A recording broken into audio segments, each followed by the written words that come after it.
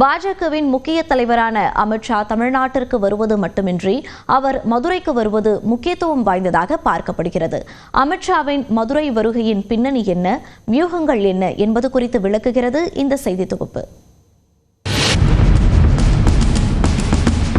தமிழ்நாட்டில் 20 ஆண்டுகளுக்கு பிறகு 2021ஆம் ஆண்டு சட்டப்பேரவைத் தேர்தலில் அதிமுகவுடன் கூட்டணி அமைத்த பாஜக 4 எம்எல்ஏக்களை பெற்றது.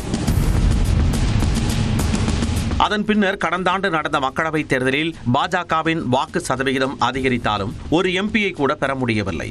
அதிமுகவுடனான கூட்டணி முறிந்ததே அதற்கு முக்கிய காரணமாக கூறப்படுகிறது. எதிரணியில் இருந்த அதிமுக, பாஜக தனித்தனியாக களம் கண்டது திமுக கூட்டணிக்கு சாதகமாக அமைந்ததாகவும் கருதப்படுகிறது. ஒருவேளை அதிமுக, பாஜக, பாமக, தேமுதிக ஒரே கூட்டணியில் இருந்திருந்தால் சுமார் 15 தொகுதிகளில் வெற்றி பெற்றிருக்கலாம் என வாக்குகளின் அடிப்படையிலான கணக்கீடுகளும் முன்வைக்கப்பட்டன. இந்த கணக்கீடுகளின் அடிப்படையிலும் அனைவரும் இணைந்து போட்டியிட்டால் தமிழ்நாட்டில் மீண்டும் ஆட்சியை பிடிக்க முடியும் என்ற நம்பிக்கையிலும் தான் அமித்ஷாவே நேரடியாக களமிறங்கி அதிமுக கூட்டணியை உறுதி செய்திருப்பதாக கூறப்படுகிறது.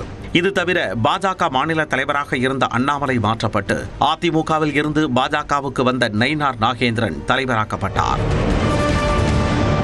கடந்த மக்களவைத் தேர்தலில் மதுரை, தேனி, ராமநாதபுரம், திருநெல்வேலி, கன்னியாகுமரி ஆகிய 5 தொகுதிகளில் பாஜக கூட்டணி 2ஆம் இடம் பெற்றதன் மூலம் தென் மாவட்டங்களை நோக்கி பாஜகவின் பார்வை திரும்பியிருப்பதாகவும் அதன் தொடர்ச்சியாகவே நயினார் நாகேந்திரன் தலைவராக்கப்பட்டிருப்பதாகவும் கருதப்படுகிறது. மேலும் அவர் சார்ந்த சமூகத்தின் வாக்குகளை ஈர்க்கும் முயற்சியாகவும் பார்க்கப்பட்டது.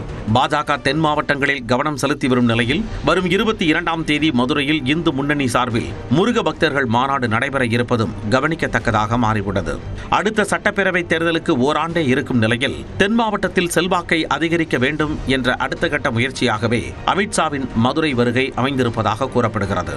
அமித்ஷாவின் கடந்த அரசியல் ரீதியான தமிழ்நாடு பயணத்தில் அதிமுக கூட்டணி உறுதி செய்யப்பட்ட நிலையில் இன்று முன்னாள் முதலமைச்சர் ஓ பன்னீர்செல்வம், அமமுக பொதுச் செயலாளர் டிடிவி தினகரன் போன்ற தென் மாவட்டத்தின் முக்கிய அரசியல் தலைவர்கள் அமித்ஷாவை சந்திப்பார்களா என்பதும் எதிர்பார்ப்பை ஏற்படுத்தியுள்ளது.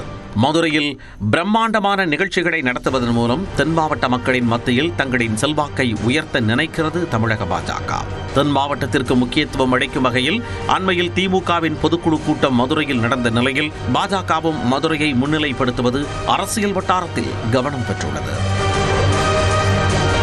நியூஸ் 18 தமிழ்நாடு தொலைக்காட்சி செய்திகளுக்காக சுபாஷ் பிரபு.